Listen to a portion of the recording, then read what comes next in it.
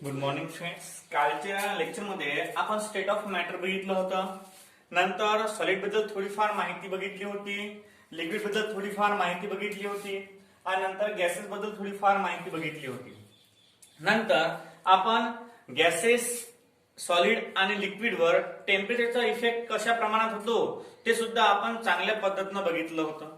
आणि आज म्हणजे कालच्या दृष्टीनं आपण थोडंसं काल पाहिलं होतं की त्या गॅसेसच्या मॉलिक्युल्स मध्ये म्हणा किंवा मग सॉलिडच्या मॉलिक्युल्स मध्ये म्हणा किंवा मग लिक्विडच्या मॉलिक्युल्स मध्ये म्हणा काही मॉलिक्युल्स ऑफ म्हणजे इंटरॅक्टिंग फोर्सेस ऍक्ट होतात. त्याला आपण इलेक्ट्रोस्टॅटिक फोर्स ऑफ अट्रॅक्शन म्हणतो. काय म्हणतो? Electrostatic force of attraction.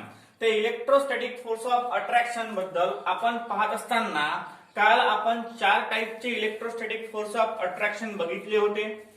Number first, dipole dipole interaction. Number second, dipole induced dipole interaction. Number third, hydrogen bonding. आणि नंतर फोर्थ आहे, फोर्थ काय बघितलं होतं आपण? नंबर फर्स्ट बघितलं होतं आपण dipole dipole interaction. Dipole dipole interaction. Number second आहे डायपोल इंड्यूस डायपोल इंटरॅक्शन. नंतर बघितलं होतं आपण हायड्रोजन बॉन्डिंग.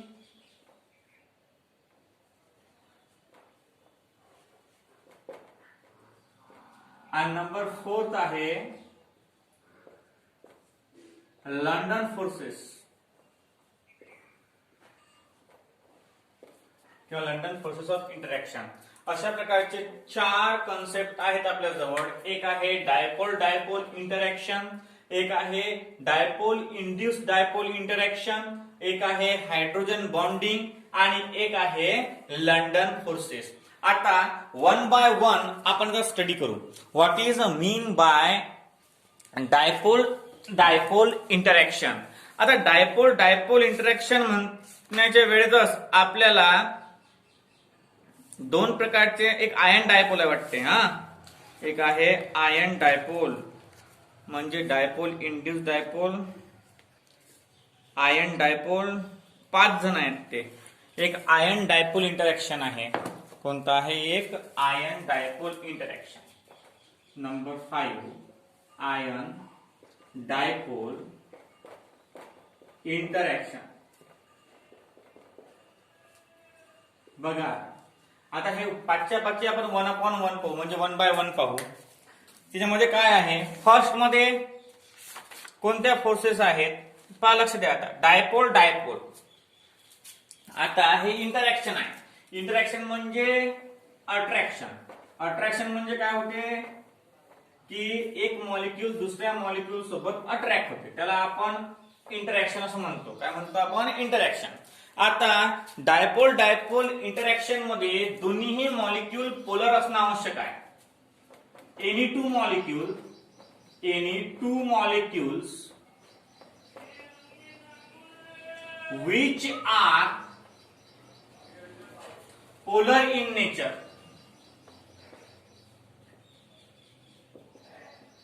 म्हणजे जे मॉलिक्यूल इंटरॅक्ट करून राहिले या डायपोल डायपोल इंटरॅक्शन मध्ये, डायपोल डायपोल इंटरॅक्शन मध्ये जे मॉलिक्यूल इंटरसेक्ट करून राहिले ते मॉलिक्यूल काय असतात? ते मॉलिक्यूल पोलर इन नेचर असले पाहिजे. म्हणजे या इंटरॅक्शनची डेफिनेशन आपण असं म्हणू, the intermolecular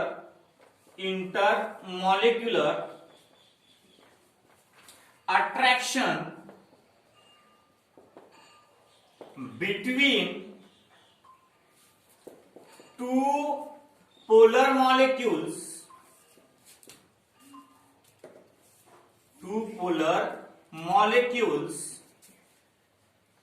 are called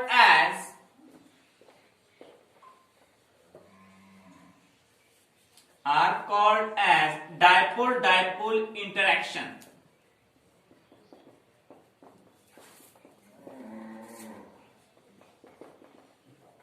म्हणजे काय म्हणायचं की ज्या वेळेस दोन पोलर मॉलिक्यूल हे एकमेकांना अट्रॅक्ट करत असतील त्यावेळेस जे इंटरॅक्शन घडून येते त्या इंटरॅक्शनला म्हणतात dipole dipole interaction.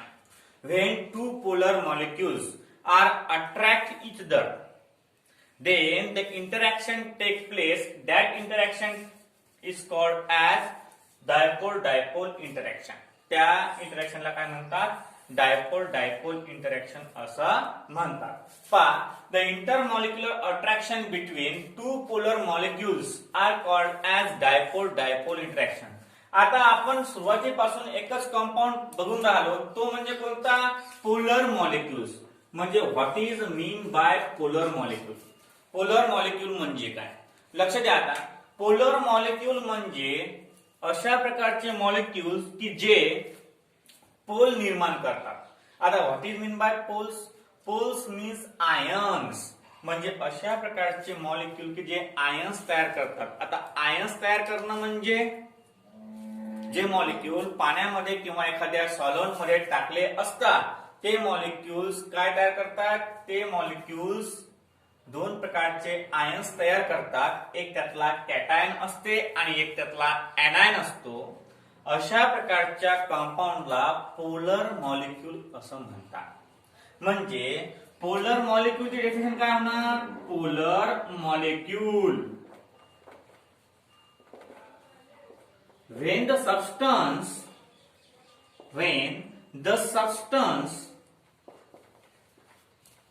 dissolve in organic solvent, then it produce two poles, that is cation and anion.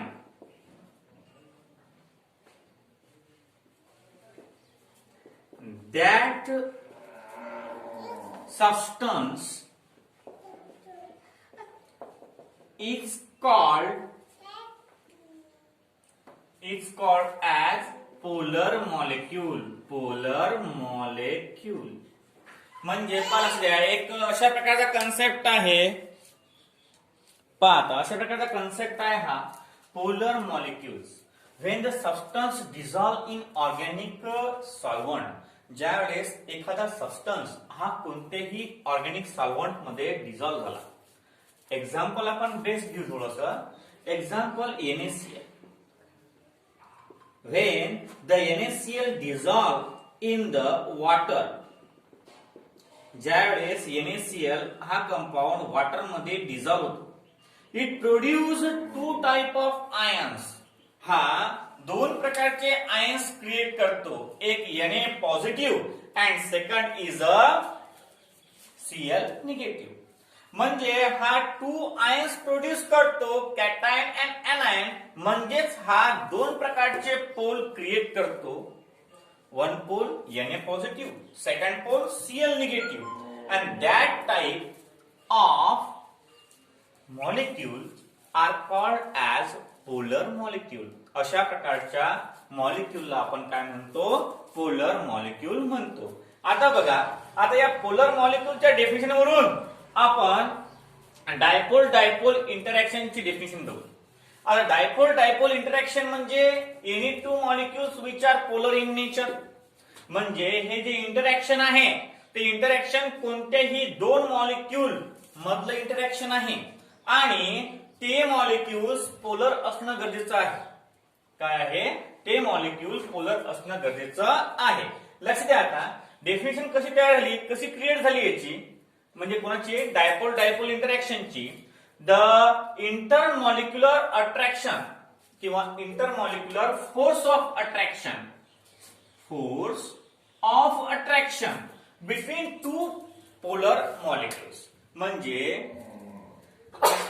हे जे इंटरमॉलिक्युलर अट्रॅक्शन आहे, फोर्स ऑफ अट्रॅक्शन आहे, ते कशामधलं? दोन पोलर मॉलिक्यूल मधलं अट्रॅक्शन, त्याला आपण डायपोल डायपोल इंटरॅक्शन असं म्हटलं. त्याला काय म्हटलं आपण? Dipole dipole interaction. आता बघा पोलर मॉलिक्युल्स म्हणजे काय. पोलर मॉलिक्युल्स म्हणजे समजा एखादा सबस्टन्स आपण एखाद्या ऑर्गॅनिक सॉल्व्हंट मध्ये डिझॉल्व्ह केला. समजा एखादा सबस्टन्स आपण ऑर्गॅनिक सॉल्व्हंट मध्ये डिझॉल्व्ह केला तर तो दोन प्रकारचे आयन्स फॉर्म करतो. एक कॅटायन असतो आणि एक एनायन असतो. त्या दोन्ही प्रकारच्या आयन्सना म्हणतात पोल्स. काय म्हणतात? पोल्स. आणि त्या मॉलिक्युलला म्हणतात पोलर मॉलिक्युल. त्या मॉलिक्युलला काय म्हणतात? Polar molecule. अशा प्रकारे आपलं झालं डायपोल डायपोल इंटरॅक्शन. काय झालं आपलं? Dipole dipole interaction. Number second आहे आपलं ion dipole interaction. Ion dipole interaction म्हणजे इंटरॅक्शन कोणतं? आयनचं आणि डायपोलचं इंटरॅक्शन. त्याला आपण आयन डायपोल इंटरॅक्शन सुद्धा म्हणू शकतो. Ion dipole interaction. Second number second ion dipole interaction. When a ion that is cation or anion, when a ion that is cation or anion are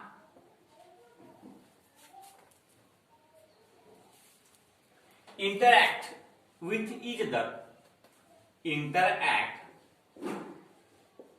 with each other by some force. That force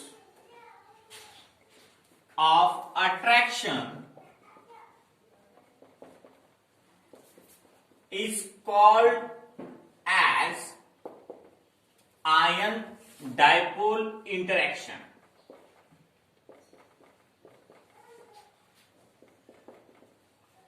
ion dipole interaction म्हणजे कसं? Interaction कोणाकोणामधलं एक ion घ्यायचा आणि एक polar molecule घ्यायचा. म्हणजे याच्यामध्ये समजा एकदम shortly the interaction between polar molecule and ions are called ion dipole interaction. तुम्ही असं सुद्धा लिहू शकता किंवा मग तुम्ही असं सुद्धा लिहू शकता डिपेंडिंग अपॉन द. अशा प्रकारे पहा ion dipole interaction. When a ion that is cation or anion. समजा एखादा आयन्स तो एक तर कॅटायन असू शकतो एक तर एनायन असू शकतो. समजा त्यामधला एक आयन्स तो एक तर कॅटायन असेल एक तर एनायन असेल. समजा एक आयन तो एक तर कॅटायन असेल एक तर एनायन असेल. पहा are interact with each other with polar molecule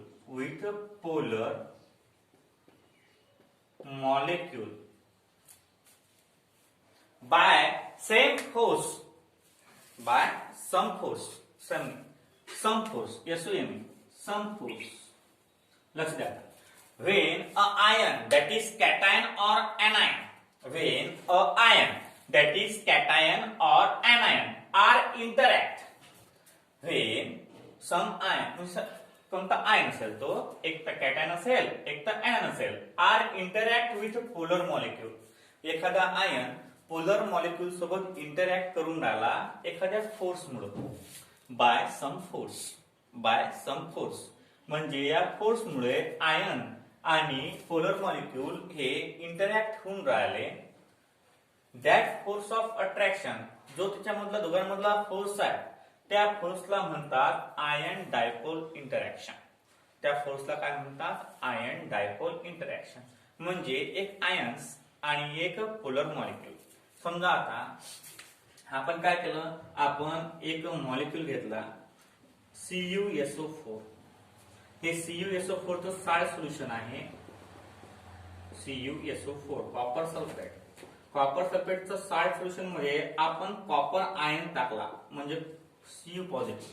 Daniel sale ज्यावेळेस पाहिली होती आपण, डॅनियल सेल म्हटल्यापेक्षा त्याला म्हणतो आपण, हो यस डॅनियल सेलच. डॅनियल सेल ज्यावेळेस पाहिली होती त्यावेळेस आपण CuSO4 मध्ये हा Cu पॉझिटिव्हचा इलेक्ट्रोड टाकला होता की नाही. त्यावेळेस आपल्याला काय लक्षात ठेवलं होतं की हा आहे Cu पॉझिटिव्ह, हा आहे आयन, हा काय आहे आयन, आणि CuSO4 हे आहे पोलर मॉलिक्यूल. काय आहे पोलर मॉलिक्यूल. म्हणजे हा Cu आयन हा इंटरॅक्ट करून राहिला कोणासोबत, CuSO4 म्हणजे पोलर मॉलिक्यूल सोबत इंटरॅक्ट करून राहिला. या दोघांमधल्या फोर्स ऑफ इंटरॅक्शनला म्हणतात आयन डायपोल इंटरॅक्शन. आता याला डायपोल काऊन म्हटलं आपण, कारण CuSO4 हा दोन प्रकारचे आयन्स फॉर्म करतो. एक Cu पॉझिटिव्ह आयन याला म्हणतो कॅटायन, आणि SO4 डायनिगेटिव्ह आयन याला म्हणतो आपण एनायन.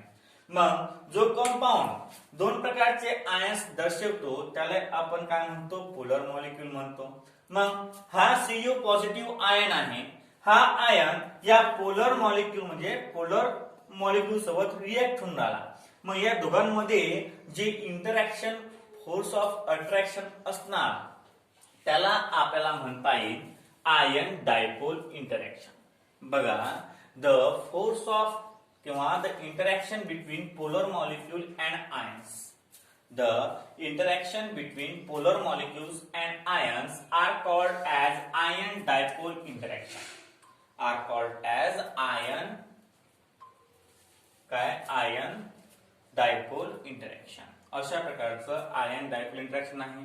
नंबर फर्स्ट पाहिलं आपण polar dipole interaction. Dipole interaction मध्ये काय होते, डायपोल इंटरॅक्शन मध्ये दोन्हीही पोलर मॉलिक्यूल असतात आणि ते एकमेकांना काय करतात, इंटरॅक्ट करतात. आणि इंटरॅक्ट केल्यामुळे जो नवीन प्रकारचा इंटरसेक्शन म्हणजे इंटरॅक्शनचा पार्ट तयार होतो त्याला आपण डायपोल इंटरॅक्शन असं म्हणतो. नंबर सेकंड पाहिला आपण आयन डायपोल इंटरॅक्शन. म्हणजे एखादा आयन हा एखाद्या पोलर मॉलिक्यूल सोबत इंटरॅक्ट होत असेल त्यावेळेस तो बल्ब, ज्यावेळेस तो कन्सेप्ट इथं कोणता आहे, त्यावेळेस जो फोर्स ऑफ अट्रॅक्शन क्रिएट होते त्या फोर्स ऑफ अट्रॅक्शनला आपण काय म्हणतो, त्या फोर्स ऑफ अट्रॅक्शनला आपण म्हणतो आयन डायपोल इंटरॅक्शन. आपण दोन प्रकारचे कन्सेप्ट पाहिले. The interaction between two polar molecules are called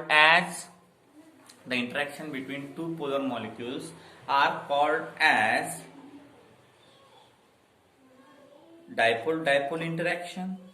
The interaction between ions and polar solvent किंवा polar molecule are called as, त्याला काय म्हणतो आपण, त्याला म्हणतो आपण ion dipole force of attraction किंवा आयन डायपोल इंटरॅक्शन. आता आपला थर्ड नंबरचा आहे हायड्रोजन बॉन्ड. काय आहे, हायड्रोजन बॉन्ड.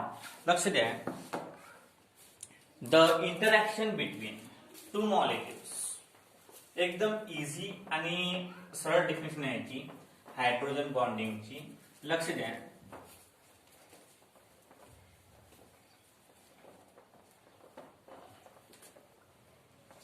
Hydrogen bond. पुढचा कन्सेप्ट आहे आपला हायड्रोजन बॉन्ड. म्हणजे 3 नंबरचा आहे hydrogen bond.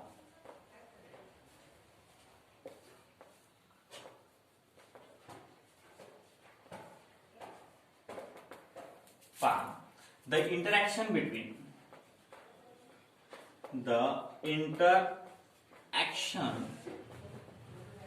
between two compound containing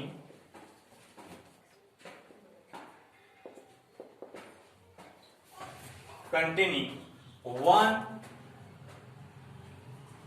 hydrogen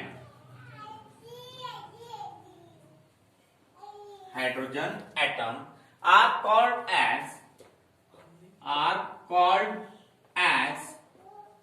hydrogen bond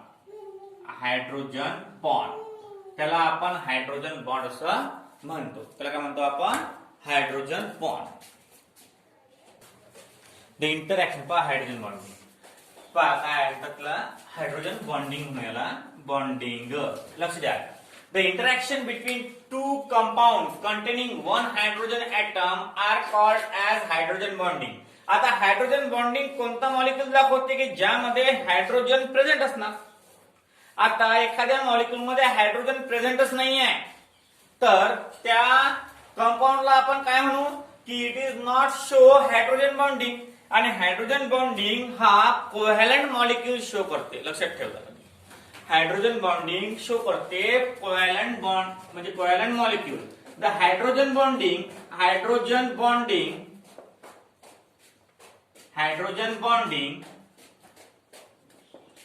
show only covalent molecule आणि हा इंटरॅक्शन मधला स्ट्रॉंग बॉन्ड आहे. हा काय आहे? इंटरॅक्शन मधला स्ट्रॉंग बॉन्ड आहे हा. आता लक्ष द्या याची स्ट्रेंथ जास्त असते. याची स्ट्रेंथ काय असते? जास्त असते. पहा आता the interaction between to compound containing one hydrogen atom. दोनही कंपाऊंड मध्ये एक तरी हायड्रोजन ऍटम असला पाहिजे म्हणजे O आणि H मधली बॉन्डिंग त्याला म्हणतो आपण हायड्रोजन बॉन्डिंग. N आणि H मधली बॉन्डिंग त्याला म्हणतो आपण हायड्रोजन बॉन्डिंग. H आणि C मधली बॉन्डिंग याला म्हणतो आपण हायड्रोजन बॉन्डिंग. म्हणजे हे जे बॉन्ड आहेत हे कोव्हॅलंट बॉन्ड आहेत. व्हेरी स्ट्रॉंग बॉन्ड आहेत. त्यामुळे हे जे बॉन्डिंग आहे हे खूप स्ट्रॉंग बॉन्डिंग असते. लक्ष द्या. The interaction between the two compound containing one hydrogen atom are called as hydrogen bonding. म्हणजे हायड्रोजन बॉन्डिंग कोणत्या प्रकारची बॉन्डिंग असते की ज्या कंपाऊंड मध्ये एक तरी हायड्रोजन ऍटम प्रेझेंट असला पाहिजे. पहा आता hydrogen bonding show only covalent molecule. फक्त एकच कोव्हॅलंट म्हणजे कोव्हॅलंट मॉलिक्युलर्स हे हायड्रोजन बॉन्डिंग दाखवू शकतात. 4 नंबर आहे लंडन फोर्सेस.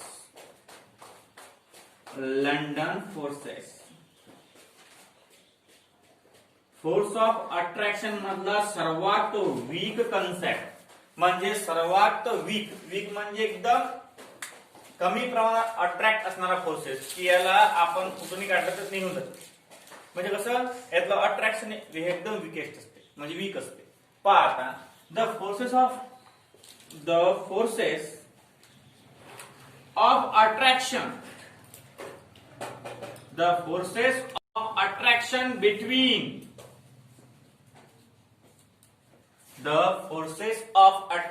between any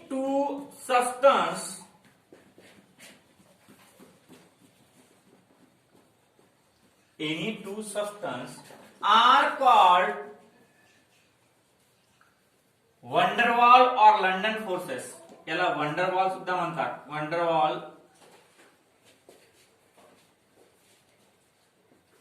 और London forces. These are weak forces.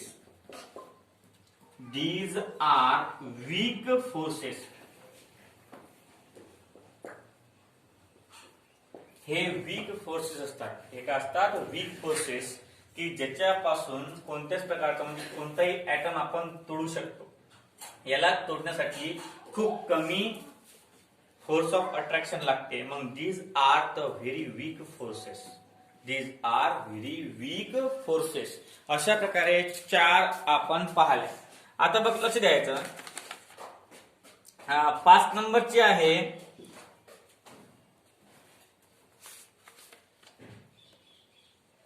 Dipole induced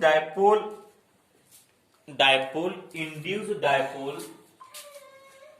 force of attraction. Dipole induced dipole force of attraction. आणि हे आहे स्ट्रॉंगेस्ट फोर्स ऑफ अट्रॅक्शन. हे काय आहे? स्ट्रॉंगेस्ट फोर्स आहे म्हणजे अट्रॅक्शन खूप जास्त असतं. Strongest force of attraction dipole 5 नंबरची dipole induce dipole interaction dipole induced dipole interaction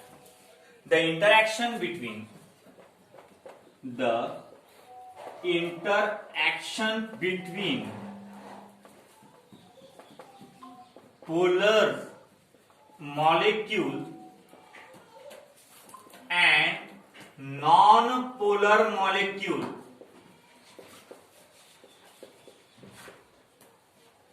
are called as dipole induced dipole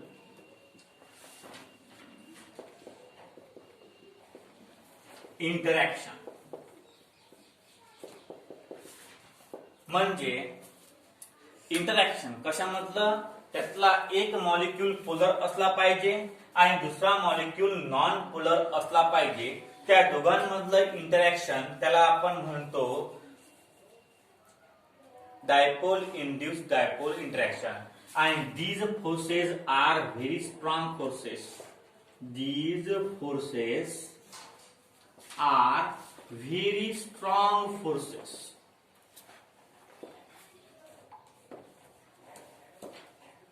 हे फोर्सेस जे आहेत हे खूप स्ट्रॉंग फोर्सेस असतात आता लक्ष द्या एक पोलर मॉलिक्यूल आहे एक म्हणजे दोन पोल तयार करणारा मॉलिक्यूल आहे NaCl घेऊ आपण आणि दुसरा नॉन पोलर आहे त्याचे पोल पडत नाही समजा आपण H2 घेतला H2 आणि O नंतर आपण NH3 अमोनिया घेतला अशा प्रकारचे मॉलिक्यूल्स याच्यामध्ये असतात म्हणजे द सबस्टन्स म्हणजे the interaction between polar molecules and non polar molecule ज्याचे पोल पडत नाही जो एखाद्या सॉलिड मध्ये डिझॉल्व्ह झाल्यावर त्याचे दोन प्रकारे पॉझिटिव्ह आणि निगेटिव्ह म्हणजे आयन्स कॅटायन आणि एनायन्स तयार होत नाही त्याला आपण नॉन पोलर मॉलिक्युल असं म्हणतो काय म्हणतो नॉन पोलर मॉलिक्युल आता अशा प्रकारचं इंटरॅक्शन कशामधलं पोलर मॉलिक्युल मधलं इंटरॅक्शन आणि नॉन पोलर मॉलिक्युल मधलं इंटरॅक्शन त्याला आपण म्हणतो dipole induced dipole interaction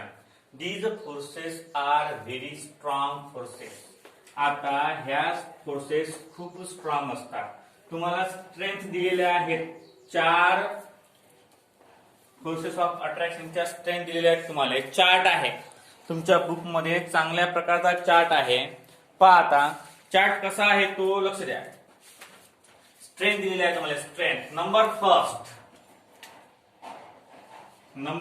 आहे आयन डायपोल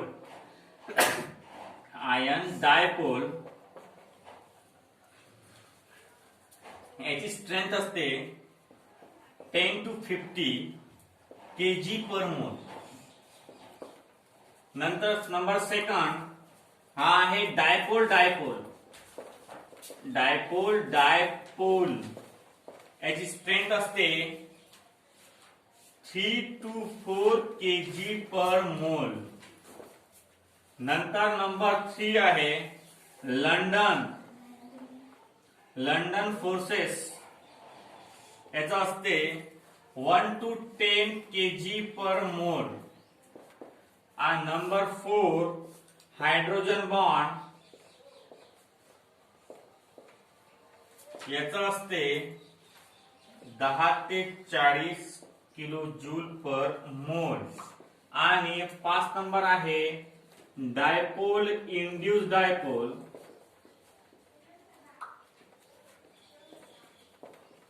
याची स्ट्रेंथ असते 20 ते 60 किलो जूल पर मोल लक्ष द्या यातलं स्ट्रेंथ म्हणजे की पॉवर याच्यामध्ये पॉवर सर्वात जास्त पॉवर कोणाची आहे तुम्हाला सांगणार मी these are the strongest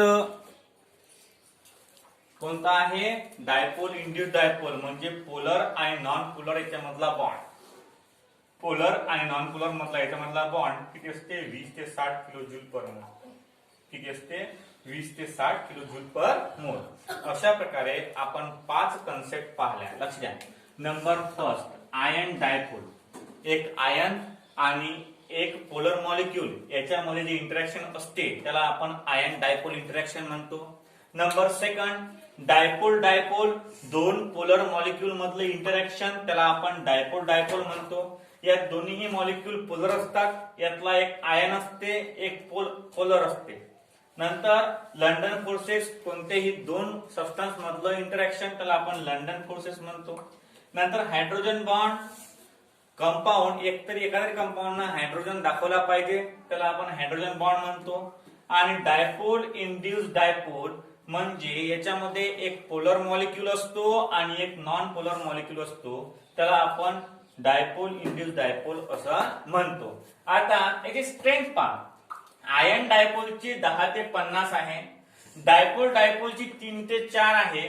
London फोर्सेसची 1 ते 10 आहे आणि हायड्रोजन बॉन्डची 10 ते 20 10 ते 40 आणि डायपोल इंड्यूसची किती आहे 20 ते 60 आहे. म्हणजे सर्वात स्ट्रॉंग आहे डायपोल इंड्यूस डायपोल स्ट्रॉंग आणि लंडन फोर्सेस सर्वात कमी आहे. Is the weakest. काय ते विकेस्ट कोणता आहे लंडन फोर्सेस आणि डायपोल इंड्यूस डायपोल हा काय आहे स्ट्रॉंग आहे. हा काय आहे स्ट्रॉंग. अशा प्रकारे पाचही इंटरॅक्शनचे प्रकार आपण पाहिले. या 5 इंटरॅक्शनच्या प्रकारानंतर आपण गॅस लॉ कडे वळू. Gas law laws of gases.